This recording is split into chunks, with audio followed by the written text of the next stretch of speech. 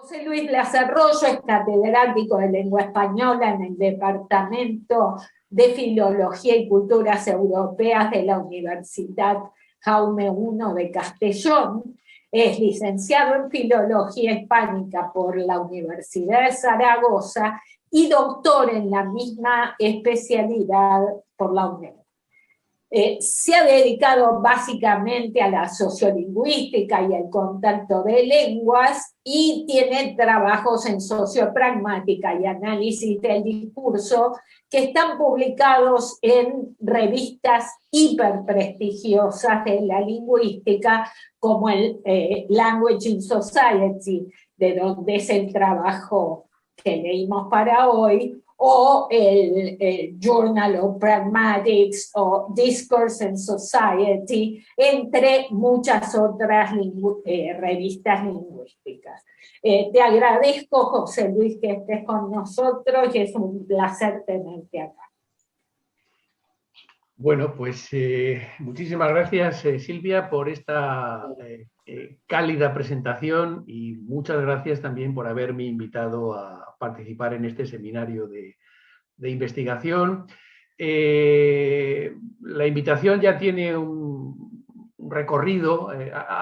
Por desgracia, hace un año no pude atenderla por un problema de salud y tengo que decir que Silvia ha sido muy persistente, muy persuasiva y bueno, es la razón de que hoy esté aquí con todos ustedes. Así que confío en no defraudarla y en no defraudarles a ustedes y que les pueda interesar algo de lo que yo les voy a contar.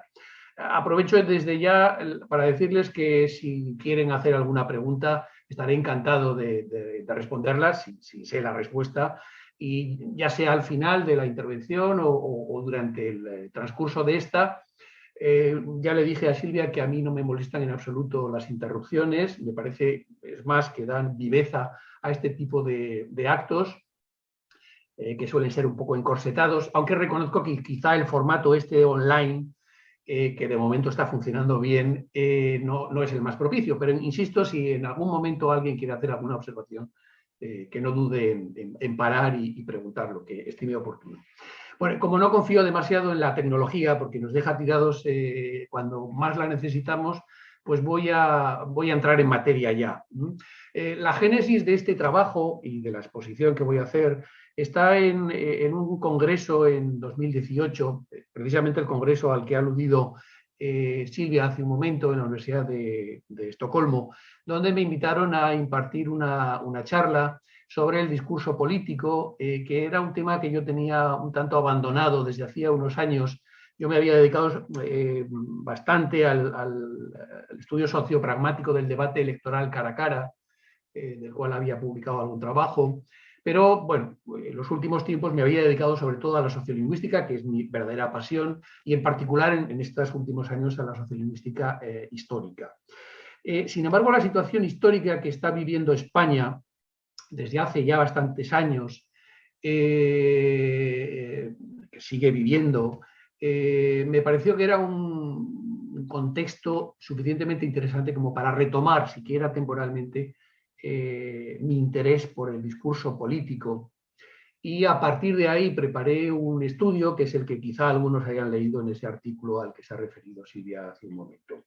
En todo caso, quisiera hacer algunas consideraciones previas acerca de este estudio y para eso voy a empezar a proyectar la presentación, a ver si hay suerte y la puedo compartir. ¿La ven en la pantalla? ¿Sí? ¿Sí? Perfecto, muy bien. Bien, decía que quería hacer una serie de consideraciones previas. En primer lugar, el hecho de que este estudio no es exactamente un estudio acerca del discurso político, es más un discurso acerca del lenguaje de los políticos en el desarrollo de su función institucional y en particular de los políticos catalanes en este caso. Mi estudio es un estudio fundamentalmente lingüístico, es un estudio en el que veo las relaciones, las conexiones entre la variación lingüística y la identidad colectiva, la identidad ideológica, pero es un estudio que, por encima de todo, es un estudio lingüístico. Y esto es quizá algo que mis colegas, algunos de mis colegas en España no han entendido o no entendieron en su momento, porque como ya le dije a Silvia en Estocolmo, un resumen de esto que voy a presentarles aquí, pues me generó algunas duras críticas por parte de algunos colegas catalanes, que se vieron como ofendidos por algunas de las cosas que yo dije en aquella ocasión.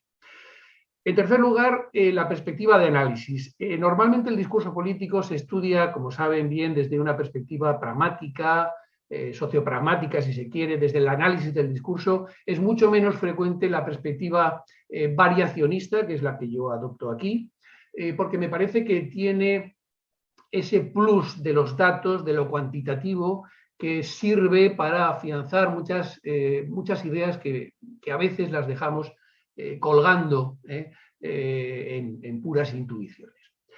Y, por supuesto, el contexto fundamental para entender lo que voy a explicar aquí es ese proceso soberanista en Cataluña, del que sin duda todos han oído hablar, han leído, el llamado procés catalán, que, bueno, con el que llevamos aproximadamente unos 10 años en su momento más de máximo apogeo, pero que sin duda tiene muchos antecedentes que voy a resumir de manera muy sintética en los próximos minutos.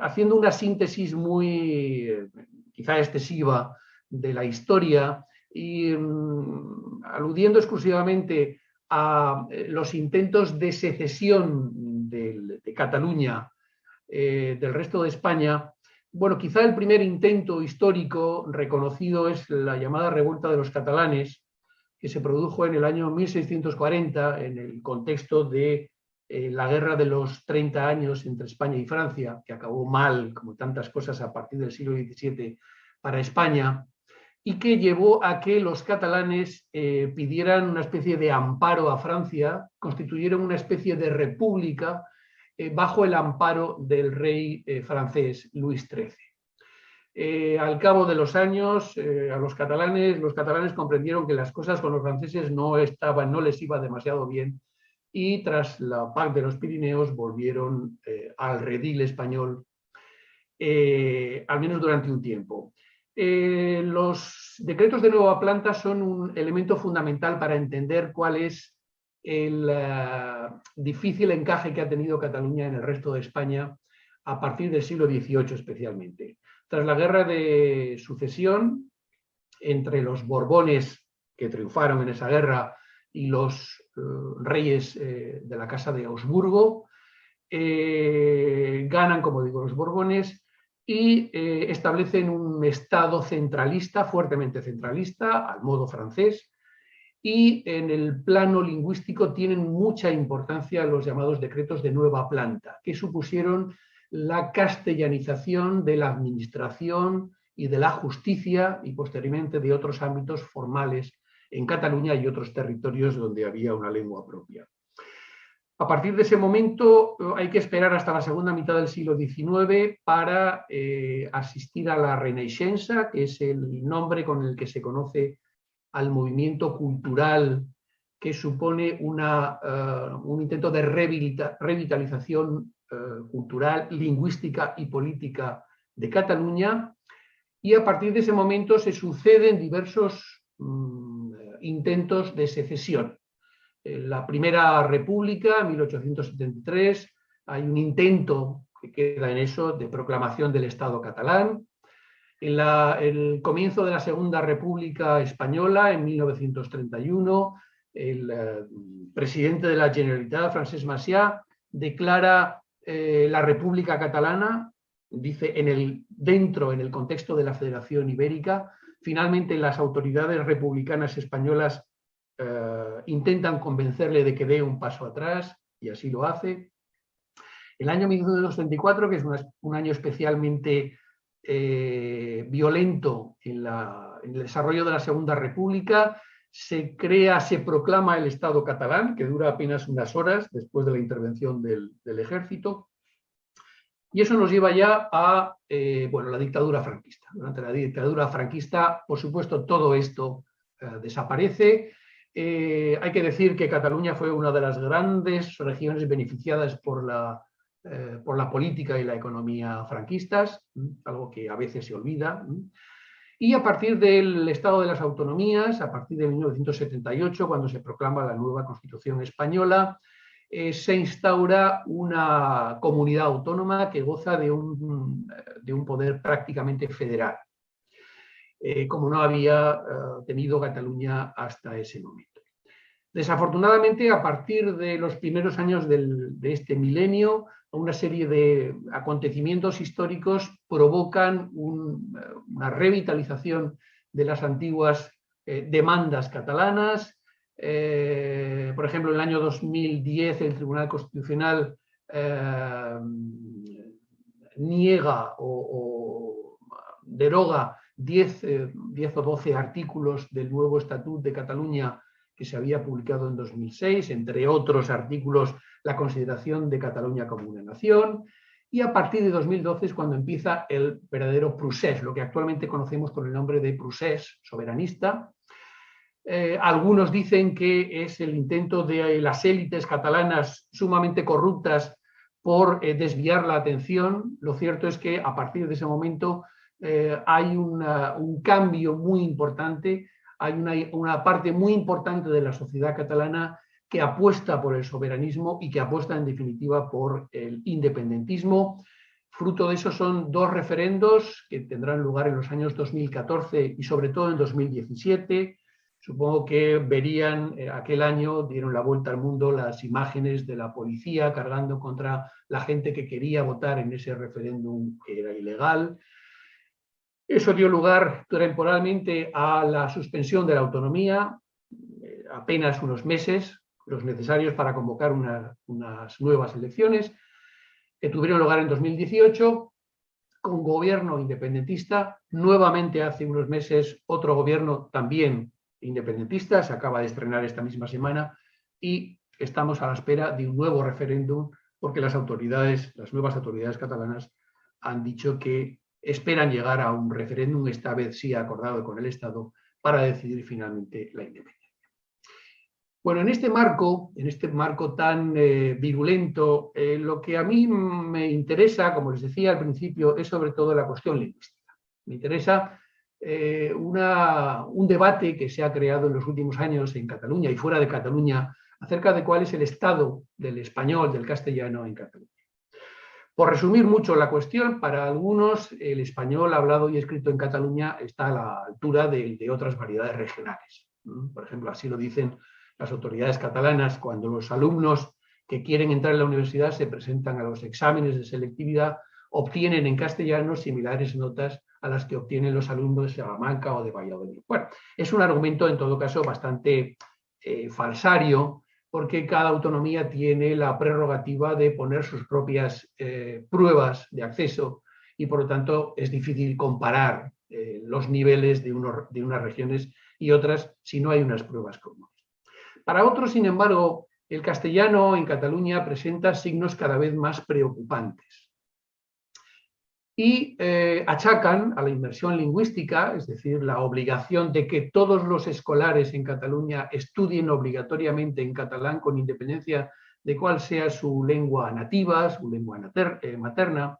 Esa inmersión lingüística provoca dos importantes déficits. Por un lado, en la población catalanohablante, los que son hablantes nativos de catalán, habría, según esta opinión, una competencia lingüística sumamente deficitaria en castellano. Tengan en cuenta que del currículum escolar, apenas de las 30-35 horas que tienen los escolares catalanes, apenas 2 o 3 horas se imparten en castellano, la asignatura de castellano y nada más. Pero también algunos opinan que esa inmersión radical provoca el que los alumnos castellanohablantes, la población de origen castellanohablante, tenga también un importante déficit en su competencia académica en castellano. Bien, para embarcar un poco todo esto que estoy diciendo, si alguien sigue las ruedas de prensa, las entrevistas con políticos catalanes, puede observar que hay, en los últimos años especialmente, una sobreabundancia de rasgos vernáculos que llaman muchísimo la atención. Traigo aquí a colación un fragmento de una entrevista con una famosa periodista española, Ana Pastor, del que fuera presidente de la Generalitat, como saben, Puigdemont, actualmente exiliado en Bélgica, pero que sigue controlando bastante la situación del independentismo en Cataluña. Bien, en el curso de esa entrevista, fíjese marcado en negrita junto a algunos vulgarismos. Hay que decir que Puigdemont es filólogo. Es verdad que es filólogo catalán, pero en fin, en un filólogo no se esperaría este cúmulo de despropósitos, junto a algunos vulgarismos, como decía Aiga, conduciera. Hay un montón de rasgos vernáculos que son calcos de estructuras lingüísticas similares en el catalán.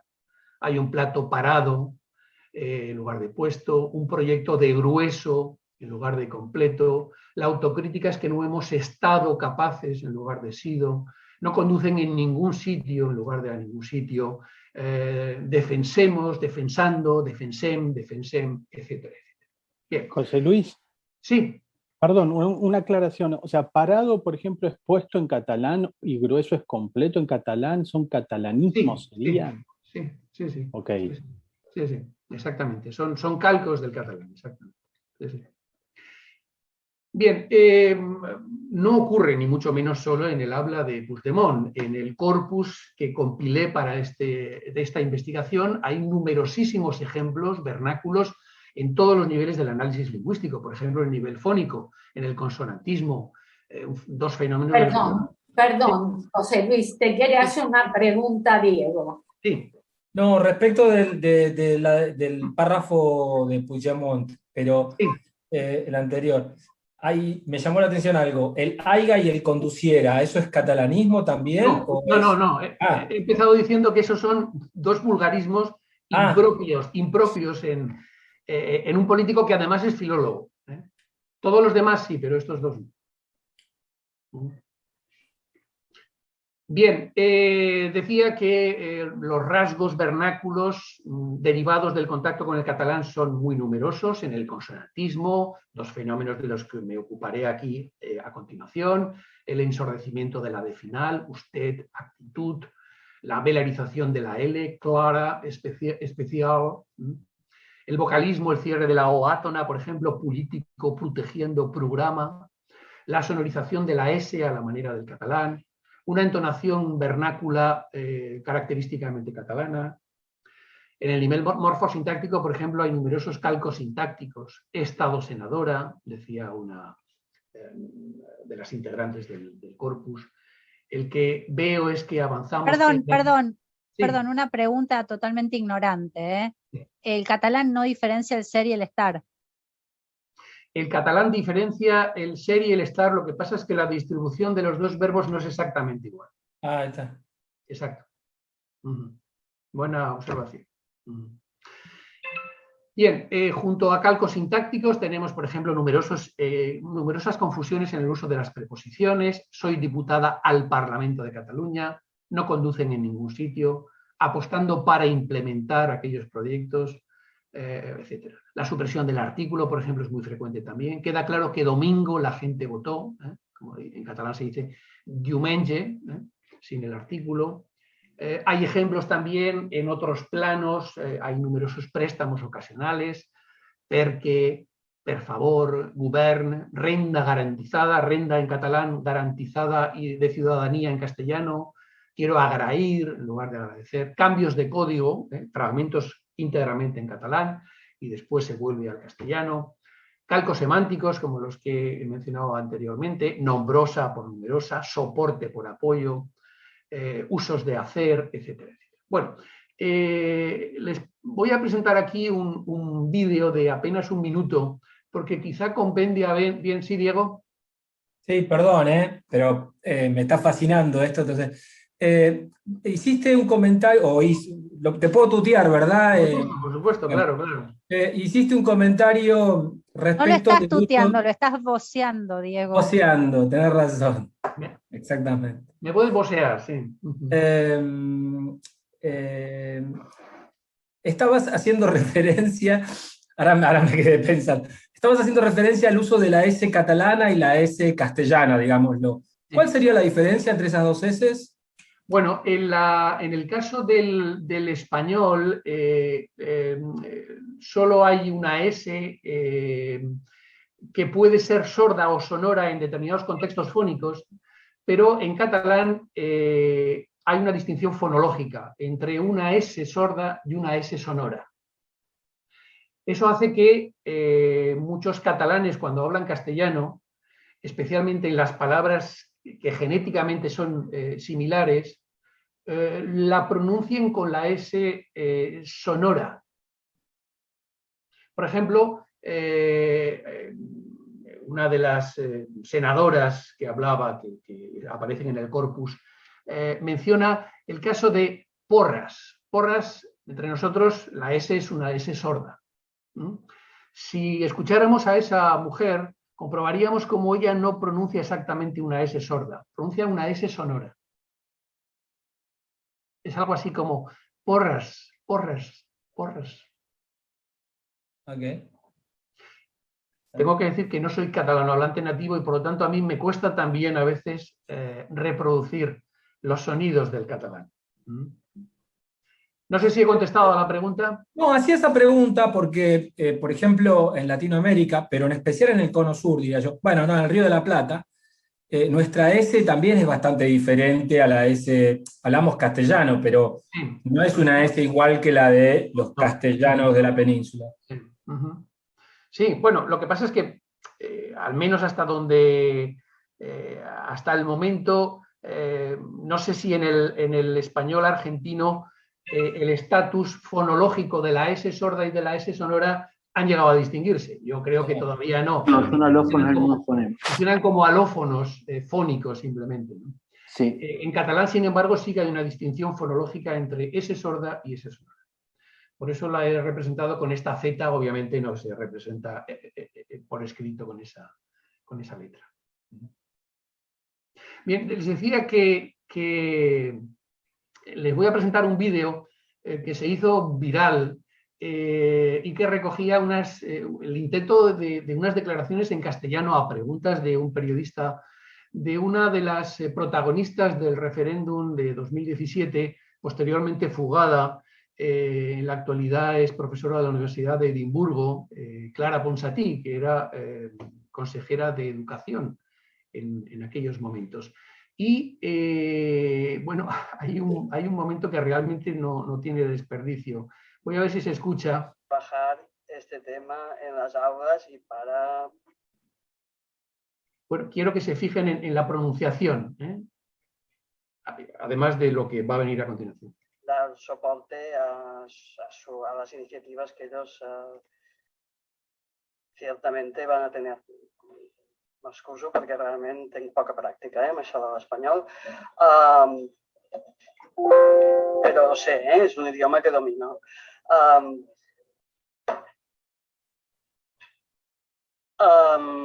Respecto a... ¿Se ha escuchado?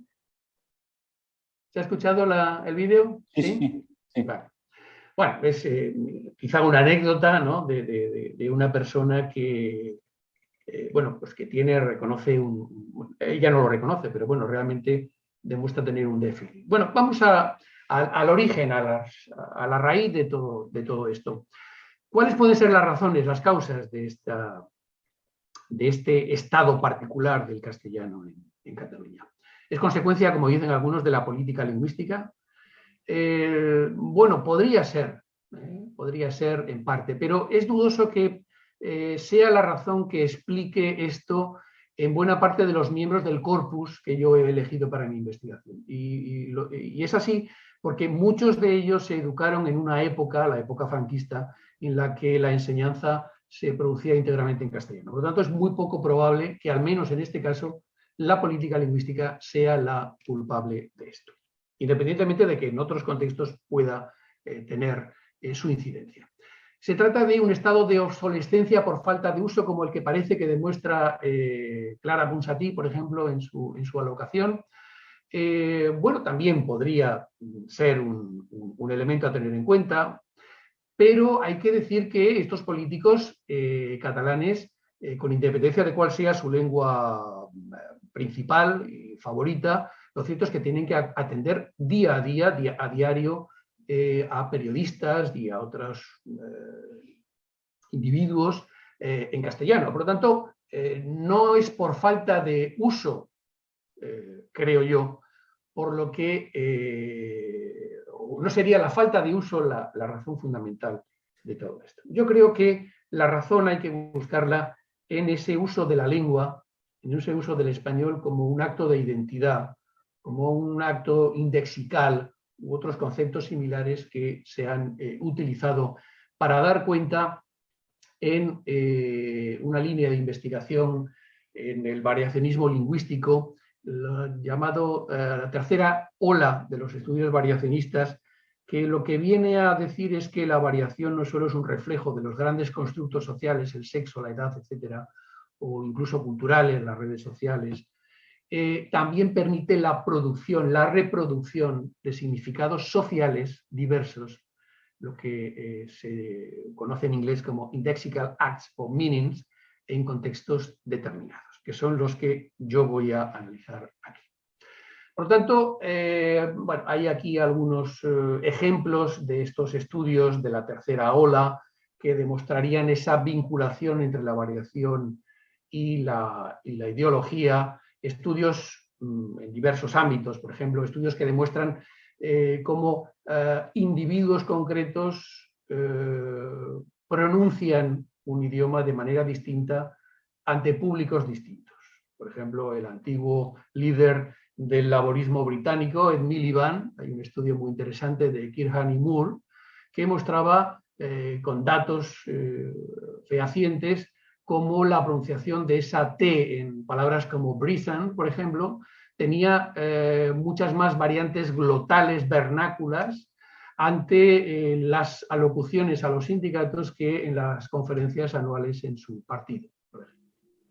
O también esos estudios que muestran una variación colectiva, grupal, de distintos colectivos en un mismo contexto. Por ejemplo, el trabajo de Hall, Liu y Frisney del año 2017, que demuestra que hay una mayor convergencia hacia el estándar británico por parte de los parlamentarios escoceses laboristas que por parte de los parlamentarios escoceses nacionalistas.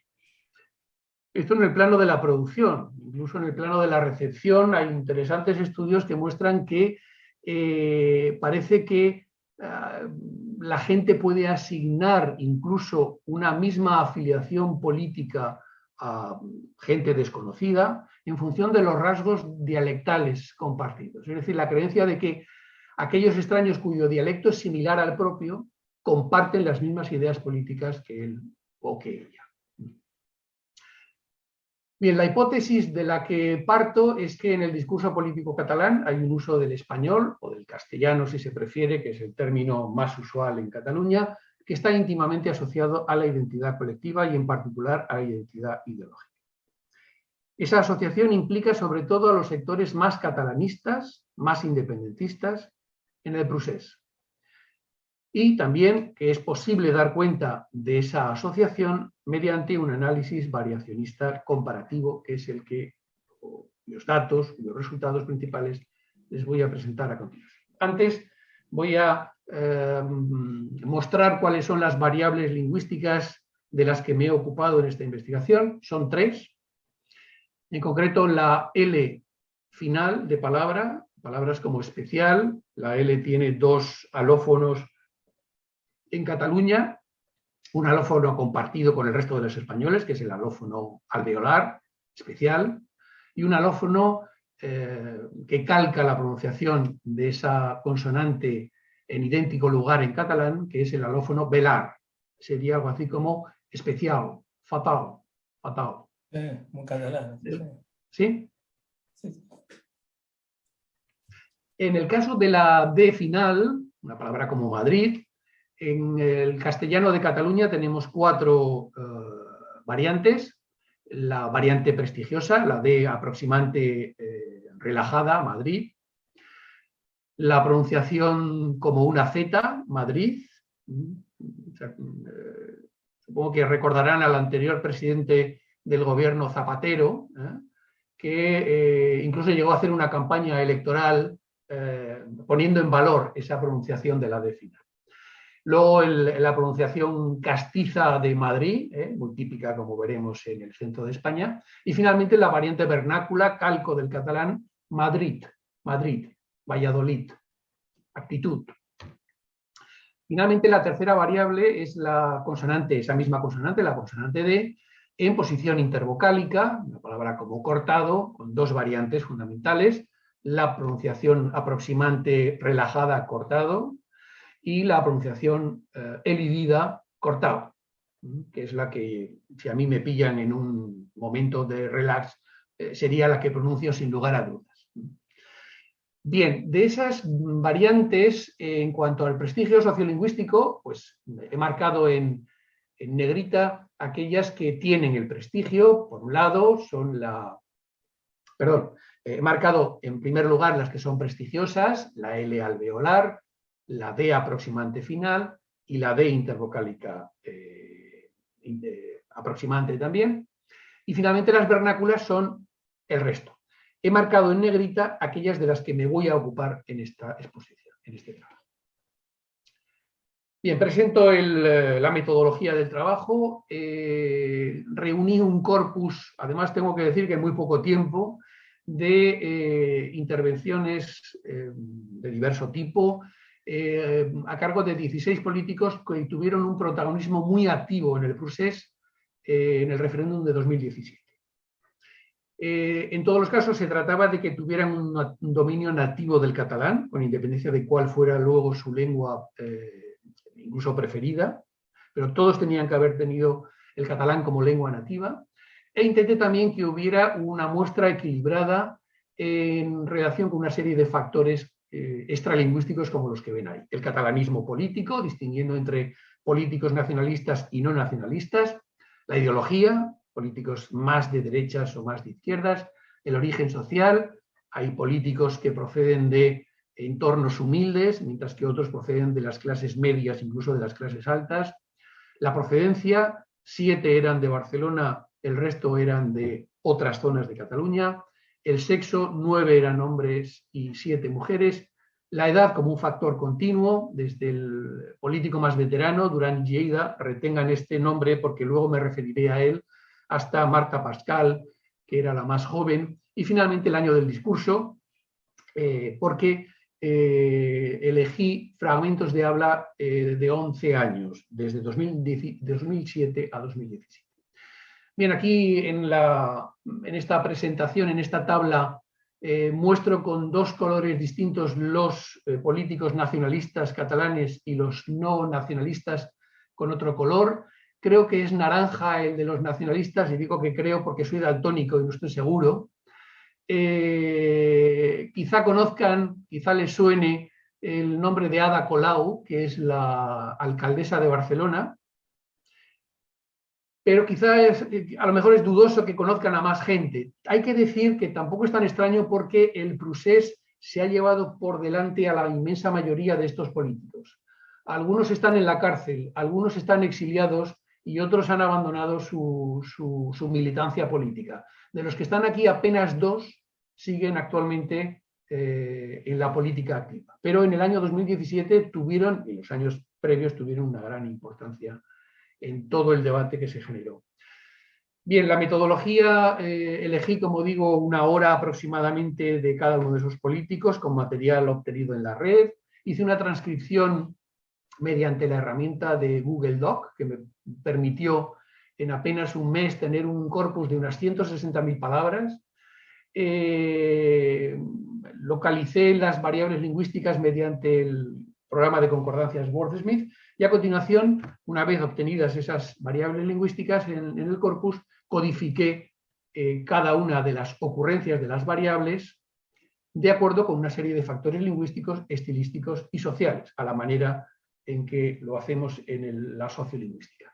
En esta tabla, aunque no me voy a poder extender sobre esta cuestión, vemos en naranja una serie de factores lingüísticos que he tomado en consideración en el análisis de cada una de estas variables.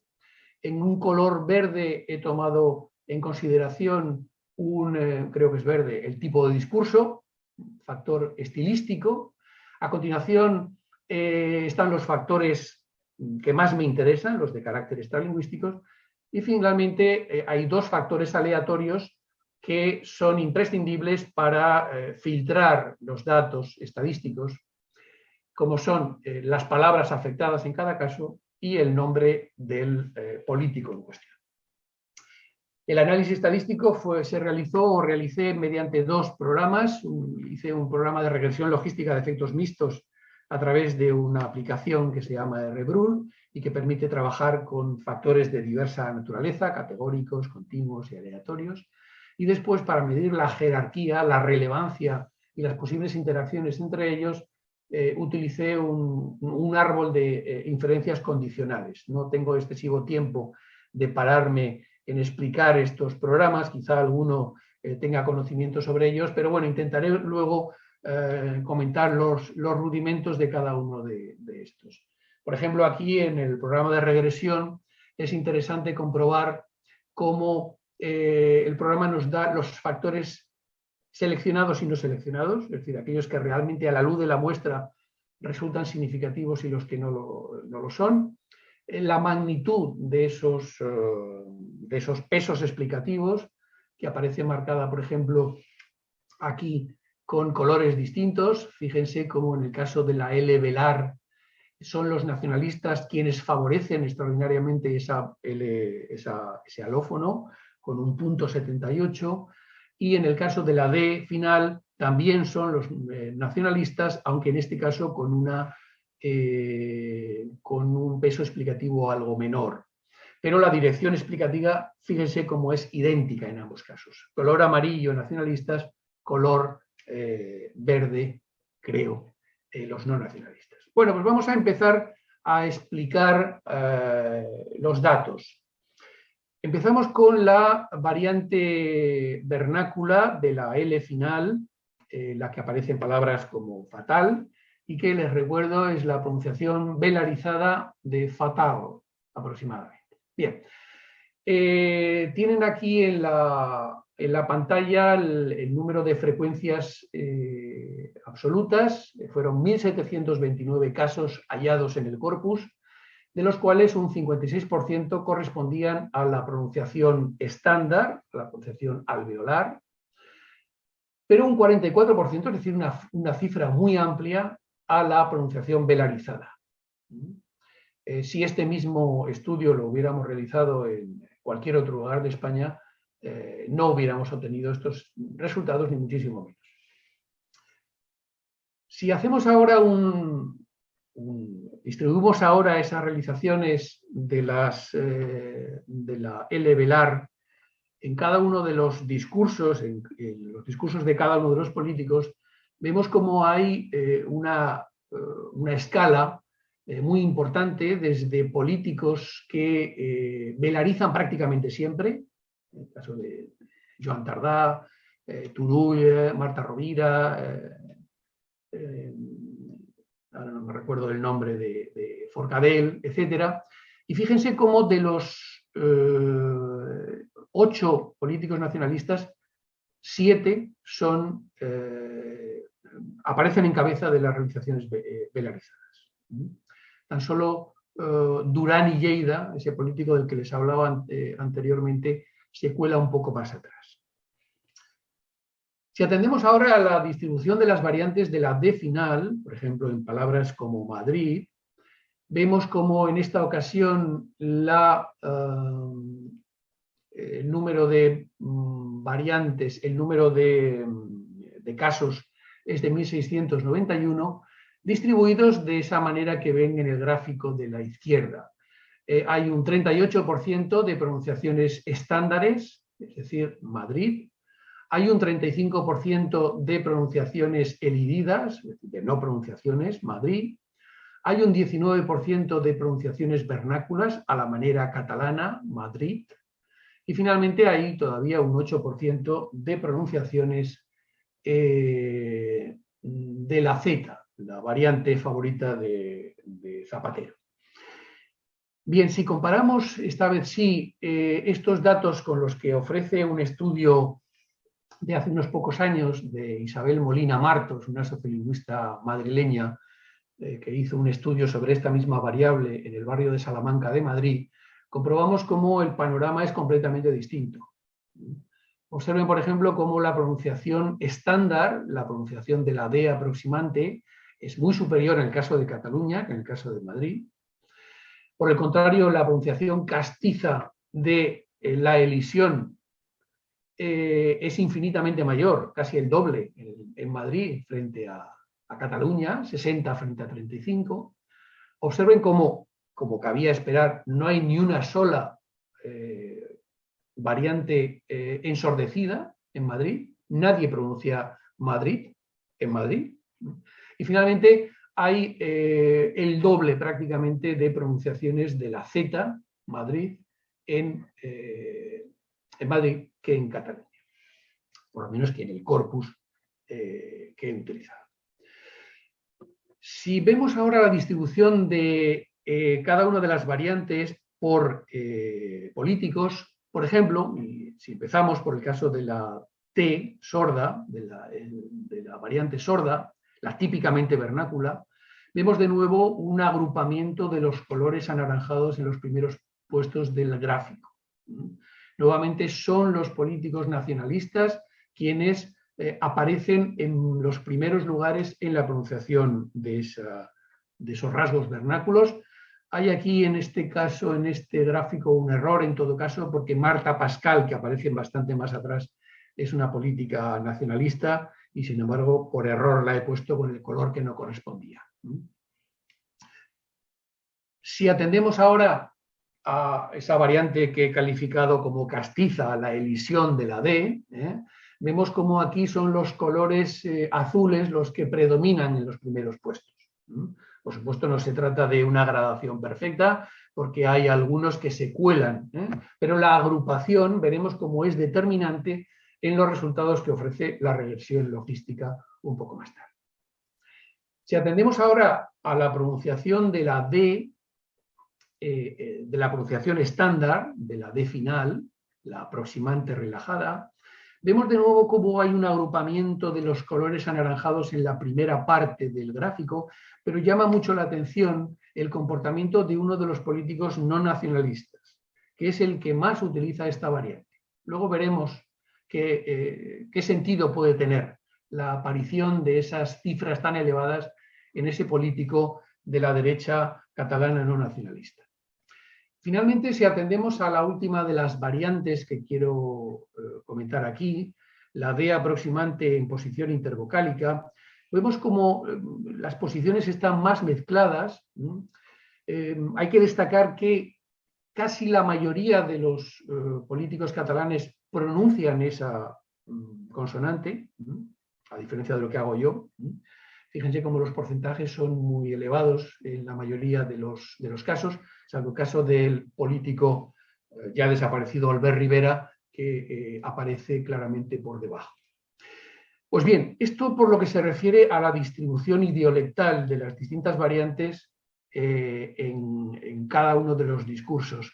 Si atendemos ahora a los datos que nos ofrece el análisis de regresión logística, se puede comprobar cómo para cada una de las variantes que he estudiado, el caso de la L velar, el caso de la T, de la variante ensordecida, el caso de la D, la pronunciación estándar en posición final, y el caso también de la D estándar en posición intervocálica, vemos con estos colores cómo hay efectivamente algunos factores lingüísticos que condicionan la variación. Por ejemplo, si nos fijamos en el caso de la L velar, vemos cómo se velariza mucho más cuando a la L le precede la A, la O o la U, que cuando le precede la E o la I. Esto también ocurre en catalán. Por lo tanto, es lógico que con el punto 73 y con el color amarillo estemos dando cuenta de un factor seleccionado porque realmente condiciona la variable. Pero fíjense, y lo mismo ocurre con otras variables, con otras variantes. Fíjense cómo los factores lingüísticos son explicativos solo en algunos casos. En otros casos no. Por el contrario, en el plano extralingüístico hay dos factores que llaman la atención. Uno es el origen social y otro es, desde luego, el catalanismo lingüístico. En el caso del origen social, ciertamente hay dos variantes, la L velar y la T, la pronunciación de la T final, donde los políticos que tienen una procedencia más humilde utilizan más esas variantes vernáculas. Por el contrario, ese mismo factor en las variantes D final y D intervocálica no tienen ninguna incidencia, que eso significa la NS, que el factor no es significativo. Observen, sin embargo, cómo en el caso del catalanismo ese factor es significativo en todos los casos. Y en todos los casos, además, con la misma dirección explicativa.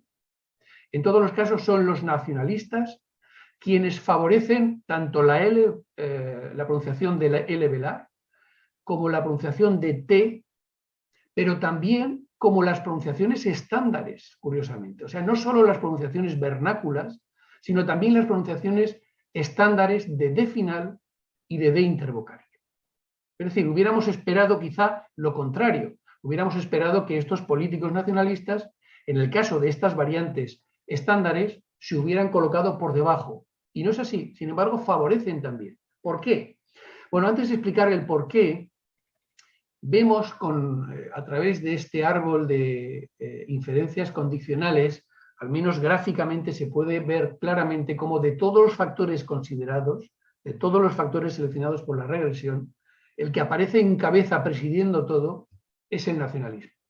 Es decir, ese es el que realmente condiciona el resto de las interacciones a partir de ahí. Y eso ocurre en el caso de la L velar y ocurre también en el caso de la pronunciación de T. Nuevamente hay una dicotomía muy grande entre los políticos nacionalistas y los políticos no nacionalistas. Y a partir de ahí, las combinaciones con otros factores son, como ven, distintos. Llego ya a las conclusiones. Bueno, creo que ha quedado bastante claro que el catalanismo político es sin duda el factor más explicativo de todos los analizados en esta investigación.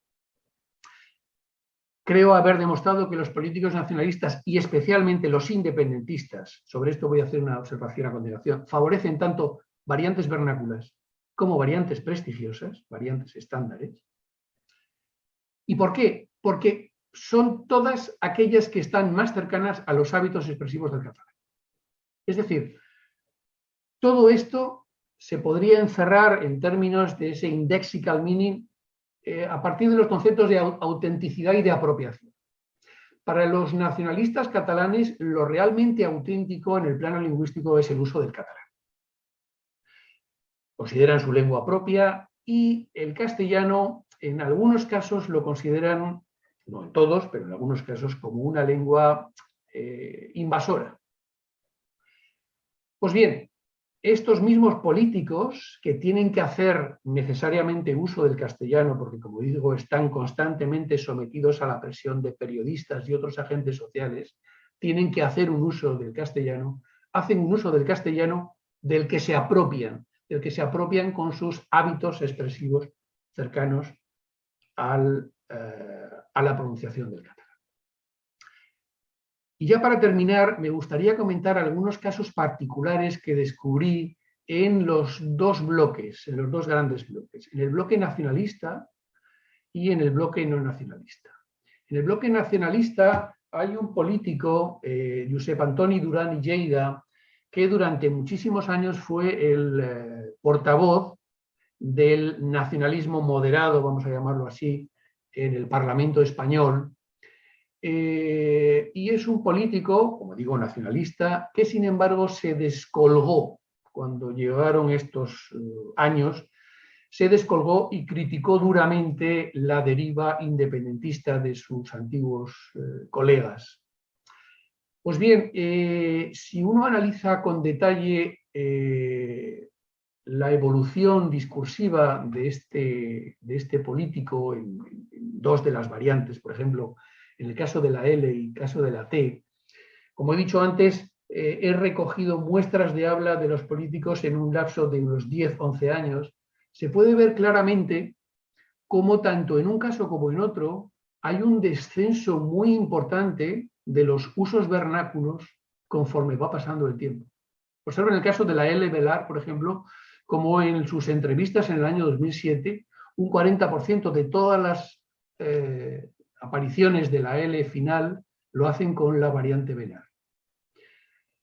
En el año 2017, 10 años más tarde, apenas un 12%. En el caso de la T, fíjense cómo quizá es todavía más llamativo. Un 44% de todas las ocurrencias de D final en el discurso de Durán y Lleida lo hacían con la variante vernácula. 10 años más tarde, apenas un 12%. Era uno de los pocos casos, de los pocos políticos, donde el paso del tiempo era realmente significativo. Sí, perdón, sin haber cambiado su residencia. Sin haber cambiado su residencia, sí. ¿Tampoco de pareja? ¿Perdón? ¿Tampoco de pareja? Tampoco. Me consta que tampoco. Okay. Me consta que sigue casado con la misma mujer que hace un montón de años. Podría ser una explicación. Bueno, en el caso no nacionalista, en el otro bloque, hay también dos casos que presentan interés. Uno de ellos es el de Ada Colau, la actual alcaldesa de Barcelona, que es una política de izquierdas, adscrita a un partido en principio inicialmente no nacionalista, pero que siempre ha flirteado con el nacionalismo. Y quizá eso podría explicar esa posición intermedia que Ada Colau muestra en algunas de estas variantes lingüísticas. Es decir, por ejemplo, en el caso de la T final, aparece en una posición bastante alta, en el 6º puesto. En el caso de la D final, en el 8º puesto. ¿Es esto el reflejo de ese complejo equilibrio que Ada Colau quiere mantener entre esos dos mundos, el catalanismo y el no catalanismo, el independentismo y el no independentismo? Bueno, es una hipótesis, es una idea, es una sugerencia que presento aquí.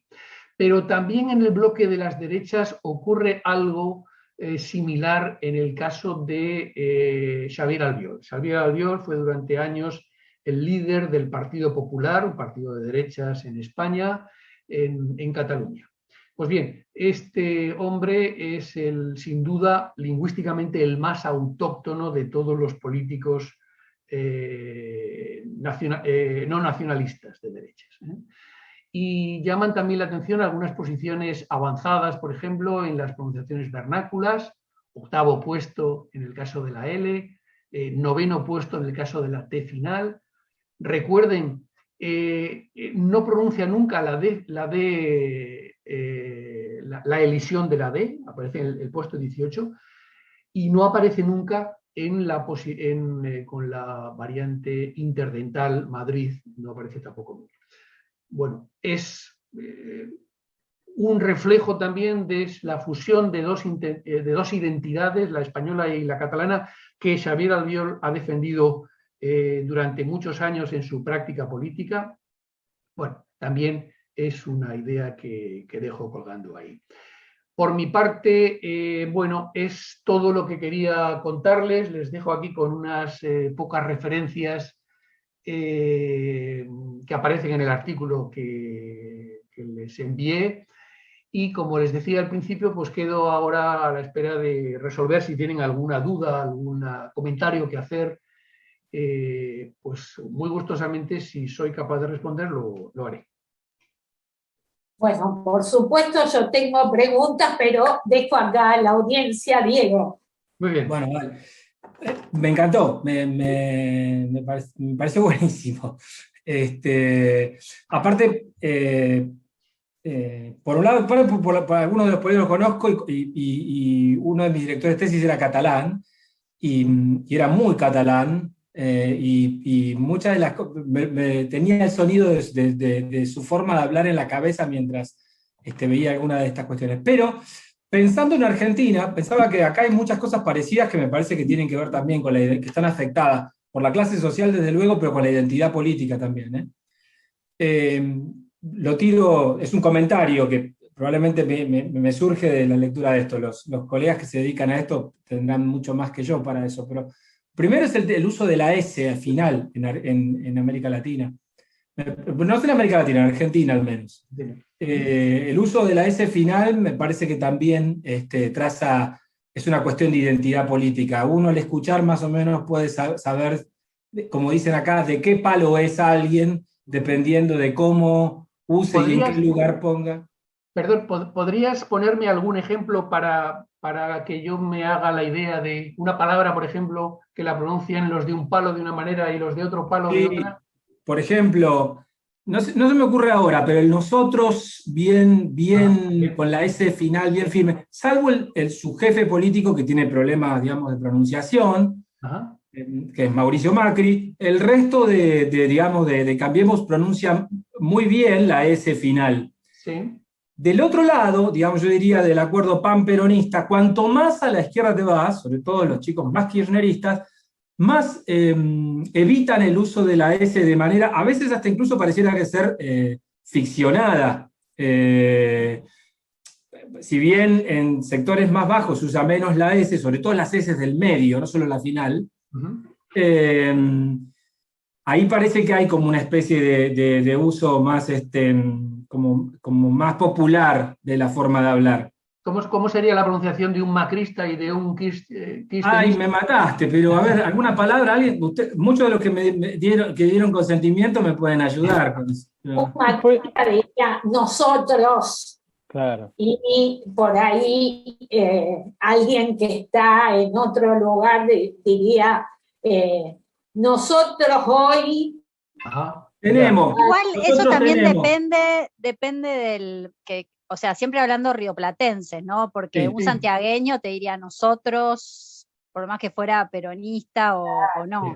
Sí, es cierto, hay también ahí un corte territorial, pero por ejemplo, los dirigentes sindicales sobre todo tienen un uso muy común del evitar la S. Nosotros, los compañeros, pedimos. Por lo que le he oído que se corta un poco a Silvia, me da la impresión de que esa pronunciación es más algo parecido a una aspiración, ¿no?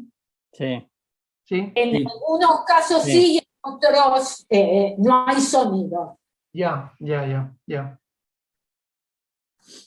Bueno, perdón, y termino con esto. Y una cosa muy interesante fue que sería bueno que se lo den a José Luis, y ustedes trabajarlo, porque pueden hacerse un plato con eso. En la campaña de 2015, hubo un político argentino, que hoy está, que es el jefe, es el presidente de la Cámara de Diputados, que hizo un spot, pero que hizo casi como unos 20 spots diferentes, acomodando la forma de hablar a la región en particular. Y cuando se descubrió esto fue objeto de mucha burla, ¿no? Porque en vez de decir, te habla vos que estás ahí, uno decía, vos que estás ahí, y cambiaba, digamos, la forma de hablar dependiendo de... Pues eso me interesa mucho, pero mucho, sí. Carlos. Bueno, ¿se me escucha bien? Sí. La verdad que lo que iba a preguntar es bastante similar a lo que está planteando Diego, así que va un poquito a la misma dirección, pero la verdad que quería agradecerte, Blas, porque me pareció extraordinaria la presentación y me la pasaba yendo de la presentación a un Word, escribiendo todas las cosas que me resultaban interesantes, desde que no sabía que la economía franquista fue beneficiosa para Cataluña. Mucho. La idea de la espera del referéndum me parece como un estado de juventud ideal, esperando que, ¿no?, el porvenir glorioso, como, digamos, estar como en una permanente adolescencia, parecería, así se escucha por lo menos, ¿no? Me preguntó un montón acerca del fenómeno de la transferencia que debe haber entre las lenguas, pero finalmente, un poco yendo a lo que planteaba Diego, que me parece muy relevante, por supuesto, es hasta qué punto estas características que vos encontrás son verdaderamente el modo en que estos políticos hablan cuando están en la casa, digamos, o si es puro chamullo, como decimos en la Argentina, pura simulación, digamos, ¿no? O hasta qué punto uno puede establecer eso. En el caso que plantea Diego era bochornoso porque estaba mal hecho, digamos, ¿no? El Tajaí estaba como, se notaba que no hablaba de esa manera. Y por supuesto hay una variación también en el modo en que todos hablamos en la casa o en el discurso público o cuando estamos dando un seminario, etc. Entonces un poco me preguntaba esto, ¿hasta qué punto vos evaluás que estos rasgos que vos encontrás están manipulados como, digamos, entre comillas, todo discurso de los políticos, ¿no? Digo, que los políticos mienten no sería una novedad, ¿no? Entonces, ¿no es parte de eso también lo que se encuentra aquí o no? No puedo contestar definitivamente a esta pregunta por varios motivos. Uno es que no vivo en Cataluña, por lo tanto mi contacto con la realidad catalana no tiene la intensidad que necesitaría para responder a esto. Pero a mí me da la impresión de que no se comportan exactamente de la misma manera en otros ámbitos. Hay un dato que es muy significativo. Algunos de estos políticos nacionalistas, durante buena parte de su vida, hasta hace relativamente muy poco, han sido hablantes de español, de castellano. Quizá le suene el caso de Artur Mas, que fue presidente de la Generalitat y con el que empezó todo esto en 2012. Artur Mas durante muchísimos años fue Arturo Mas. Fue Arturo Mas. Y empieza a ser Artur Mas y a hablar en catalán a todas horas. Y a hablar en catalán, además, y a hablar en castellano con un acento especialmente catalán. A partir del momento en que empieza a ocupar un puesto relevante en el partido de Jordi Pujol, de Convergencia Democrática de Cataluña, y sobre todo a partir del momento en que se convierte en presidente de la Generalitat catalana. Es decir, el caso de Artur Mas creo que es un caso paradigmático de alguien que tiene como lengua nativa el castellano, que se incorpora al catalán, que sin duda ha utilizado a lo largo de su vida, pero no de una manera tan activa relativamente tarde, y que empieza a hacer un uso emblemático del castellano a partir de las transferencias del catalán. Por eso, sin poder responder definitivamente a esta cuestión, yo creo que la identidad ideológica es un elemento muy, muy importante en la configuración de estos idiolectos en estos contextos en concreto. Muchas gracias. Eugenia. Sí, súper interesante la presentación, gracias. Perdón por las preguntas de los que no somos especialistas en lingüística. Yo tengo dos preguntas. La primera no sé si hay una respuesta o tal vez no la tengas, pero igual me interesa especular sobre eso. Si los votantes en Cataluña responden de manera distinta a quienes hablan como más diferente el español, a los que hablan más como los nacionalistas. O sea, si los nacionalistas que hablan como los madrileños, el resto de los españoles son más castigados, y si los no nacionalistas que hablan como los nacionalistas, como más catalanes, son más beneficiados. Esa es una pregunta que tal vez no tenga respuesta. Y la segunda, cuando decías lo de Madrid, y yo pensaba, y como que a veces en Argentina, o en el Río de la Plata, para ser más precisa, se pronuncia además esa última letra como una forma de hipercorrección, ¿no? Como actitud, Madrid, con pared, como una forma de hipercorrección, como para no parecer que uno está hablando mal.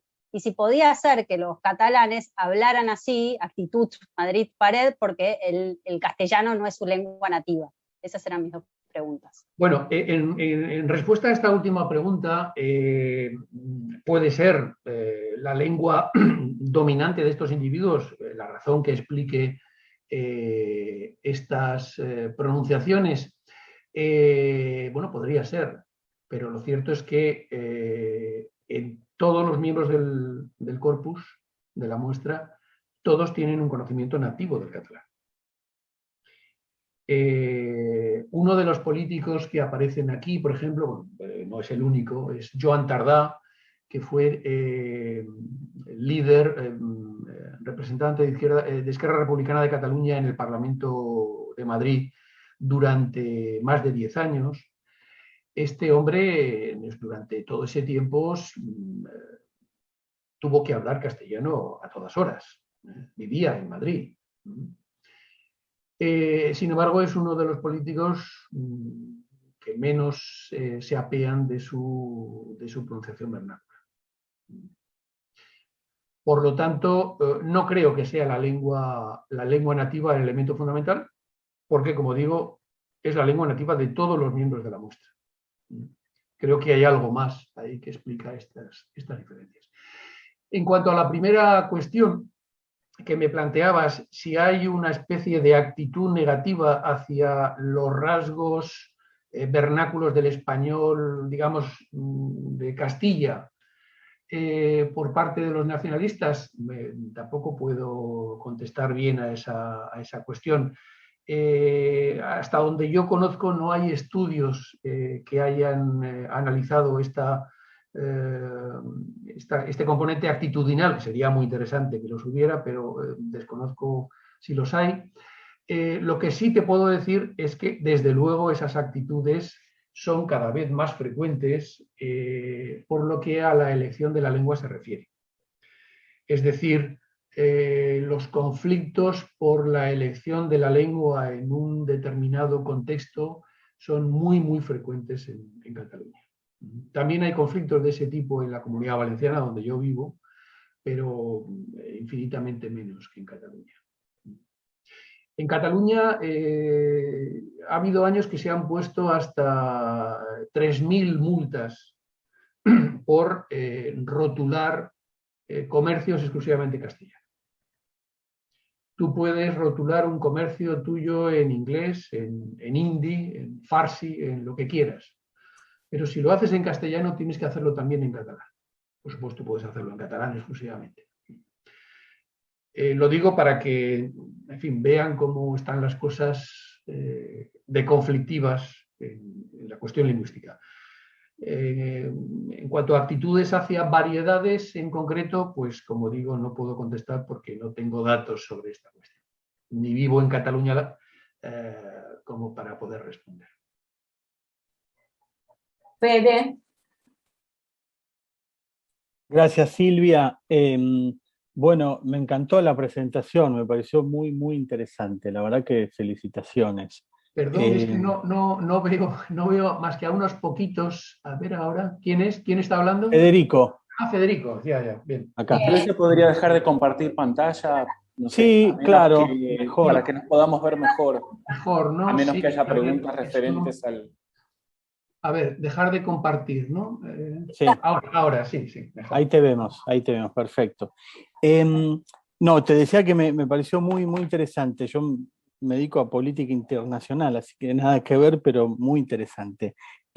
Tengo alguna duda y preguntas que me generan la presentación. La primera es en relación a cómo armaste vos la base de datos para hacer el trabajo estadístico. Yo entiendo que vos recopilaste videos, pero esos videos vos los escuchabas a ver cómo pronunciaban y ibas llenando, digamos, haciendo el data entry en la base de datos de cómo iba pronunciando cada político. Respuesta a esa cuestión. El procedimiento fue el siguiente. Fui seleccionando vídeos de conferencias de prensa, de intervenciones en el Parlamento, de entrevistas con periodistas, etcétera. y esos vídeos los fui transcribiendo mediante la herramienta de Google Doc. Posteriormente escuché todo con detalle para editar esos documentos de texto. Sí. Y a continuación, con un programa de concordancias, localicé todas las palabras donde aparecían esas variables. Ok. Esto lleva mucho tiempo. Me imagino, porque es una codificación extensa sí. que hay que hacer. Y es verdad que luego iba poniendo el vídeo donde estaba cada una de las... Iba anotando la pronunciación. Hay que decir que en la mayoría de los casos fue relativamente fácil, pero en algunos tenía dudas. Claro. En aquellos casos en que tuve dudas, utilicé un programa que se utiliza habitualmente, que se llama Prat. Y cuando todavía persistían las dudas, o los deseché o consulté con 2 colegas para preguntarles cuál era su opinión acerca de cuál era la pronunciación que se había producido. Ok. A partir de... Sí, ahora me queda clarísimo. ¿Qué pasaría si en vez de buscar videos o vídeos, como dicen en España, tú hicieras, llamaras a estudiantes, a un montón de gente, les hicieras leer un texto y filmaras o grabaras cómo lo pronuncian? O sea, si vos pudieras replicar este estudio en grupos de conveniencia que vos identificaras, que fueran, por ejemplo, muy similares en cuanto a educación, a clase social, a edad, género, etcétera. O sea, buscar controlar por las variables que controlás, pero después preguntándoles a ellos cuán nacionalistas son y ver si el nacionalismo varía con la forma de pronunciar, por ejemplo. Eso es una inquietud que me parecía, sería muy, muy interesante ver ese estudio. Y lo otro es, cuando vos presentabas las explicaciones acerca de por qué estaba pasando esto, como que pasaste muy de rápido que no te parecía que la política lingüística tuviera algo que ver, ¿no? Me pregunto ahí, o sea, primero, ¿por qué pensar que son excluyentes las explicaciones y no complementarias? Si los alumnos tienen el colegio, van a la escuela y es catalán obligatorio y tienen muy poco castellano, yo tendría que pensar que eso algo influye en si pronuncian mal o bien el castellano en relación a alguien que tiene tiempo completo educación en castellano, ¿no? Y me parece que ahí hay algo a propósito, o sea, hay un diseño de decir, bueno, acá lo que importa es el catalán, el castellano es muy secundario. Me parece que hay algo ahí que influye, pero obviamente es para todos, no es para los nacionalistas, ¿no? Entonces ahí viene mi segundo interrogante, que es la socialización. ¿Cuál es el mecanismo? O sea, ok, yo compro el argumento, me parece muy verosímil de que los nacionalistas tienen una manera de hablar y que son marcas del lenguaje que distinguen su identidad en relación a un otro, ¿sí? ¿Cuál sería el mecanismo por el cual los nacionalistas adquieren esa forma de hablar? ¿Son formas de socialización? ¿Van a colegios típicamente nacionalistas, por ejemplo? ¿Estudian carreras típicamente con predominio de enfoques nacionalistas? ¿Van a clubes? ¿Viven en barrios donde predominan los independentistas? Yo no lo sé, de ignorancia pura, pero me pregunto de por qué se adquiere eso. Ya.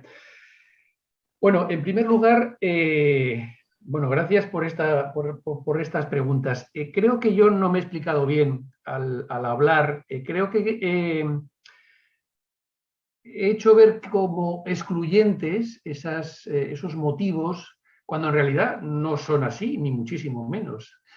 Quizá lo he hecho para destacar más el aspecto identitario, pero estoy convencido, por supuesto que estoy convencido, que la política lingüística es determinante en el estado en que se encuentra el castellano en Cataluña, en la forma de hablar el castellano en Cataluña, como también la obsolescencia por la falta de uso. Estoy completamente convencido de que es así. Lo que quizá no he aclarado suficientemente es que descartaba como suficientemente explicativos esos dos factores en el caso de la muestra que yo he utilizado.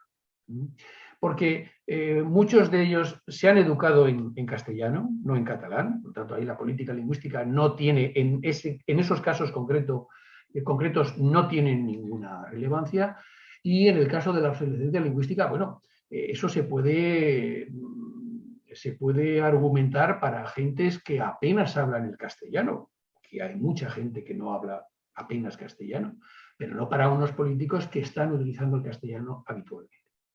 Por tanto, que quede claro que desde mi punto de vista la política lingüística es determinante en todo esto, como lo es también, desgraciadamente, la obsolescencia, es decir, la falta de uso. Hay zonas de Cataluña, especialmente las zonas rurales, donde el castellano es un idioma totalmente secundario, que prácticamente no se utiliza. En cuanto a la cuestión que me planteabas, ¿cuál es el motivo de que esta gente hable así? ¿Van a universidades distintas, a colegios distintos? No. Este es un movimiento transversal que ha conocido un desarrollo vertiginoso en la última década. Antes Cataluña no tenía esta configuración, no era exactamente así, y todo esto se ha ido agudizando con el tiempo. Y tengo la casi absoluta seguridad de que si este estudio lo hubiera realizado hace 10 años, los resultados hubieran sido distintos. Porque yo llevo escuchando a políticos catalanes desde hace 35 años y nunca había visto esa acumulación de rasgos vernáculos como la que he visto. No sé si respondo a las cuestiones. Andrea. Bueno, muchísimas gracias. Sí, yo también lo encontré súper interesante y pido disculpas por haber entrado tarde, pero corté más temprano una clase de teoría de las relaciones internacionales. Me lo agradecieron, porque estábamos viendo teorías dificilísimas, teorías críticas que nadie quiere. Pero respecto de esto, bueno, entonces para vos esto es claramente una posición política y una decisión política. Sí. Me pregunto, sé que excede totalmente tu trabajo, pero aunque sea como como dato anecdótico, si esto pasa también con los nacionalistas vascos, que también tienen una posición nacionalista muy fuerte y también tienen rasgos en el lenguaje. Yo tenía amigas vascas cuando vivía en Escocia y por un lado había claramente momentos en que el castellano les costaba, que se notaba que tenían que pensarlo, y tienen, ¿no?, una fonética un poco diferente. Y me pregunto si con los... Ya me va a salir, yo también tengo... Con los gallegos, gracias. Que hasta donde sé tienen un nacionalismo menos militante, ¿no? ¿Qué pasa ahí, por ejemplo? Bueno, la respuesta es fácil. No se puede comparar. No se puede comparar con la situación de Cataluña. Es verdad que las marcas del vasco en el castellano, sobre todo en el plano gramatical, sintáctico, son bastante evidentes, pero no hay una diferenciación tan grande como la que apreciamos en Cataluña. Con alguna excepción, los políticos de la izquierda radical, los que tradicionalmente apoyaron a ETA, en la actualidad Bildu, sí que muestran en su habla más rasgos vernáculos, pero el resto del nacionalismo vasco no. En fin, uno reconoce que son vascos, pero no hacen un uso similar. En el caso del gallego, tampoco se puede comparar porque el nacionalismo gallego es, en fin, mucho más limitado que el nacionalismo catalán. Su representación en las instituciones es muy, muy limitada. Ha conocido periodos mejores que los actuales. Para que te hagas una idea, en Galicia gobierna el Partido Popular, la derecha española, desde hace mucho tiempo y con mayoría absoluta. Y muchos de los políticos gallegos hablan un gallego que prácticamente es castellano, con un pequeño barniz. Por lo tanto, no son en absoluto equiparables las situaciones de estas tres regiones bilingües. En el caso de la Comunidad Valenciana pasa un poco lo mismo. En el caso de la Comunidad Valenciana, el nacionalismo, digamos, pancatalanista, que es donde más se pueden escuchar este tipo de rasgos, es también muy limitado. Tiene una proyección política bastante limitada, aunque en la actualidad tiene, bueno, una representación, bueno, como no ha conocido anteriormente. Pero no son equiparables las situaciones. Uno no escucha a un político vasco, por ejemplo, la cantidad de rasgos vernáculos que he mostrado yo al principio en mi presentación. No ocurre. Bueno, la verdad es que estamos sobre el tiempo. Todo lo que te quería preguntar, te lo preguntaron mis compañeros y compañeras. Así que no me queda nada más que agradecerte muchísimo. Me parece que la cantidad de preguntas da cuenta de cómo interesó tu exposición y ya tenemos pensado por acá ver qué pasa en la Argentina con estas cuestiones. Así que te agradezco muchísimo, José Luis, y por supuesto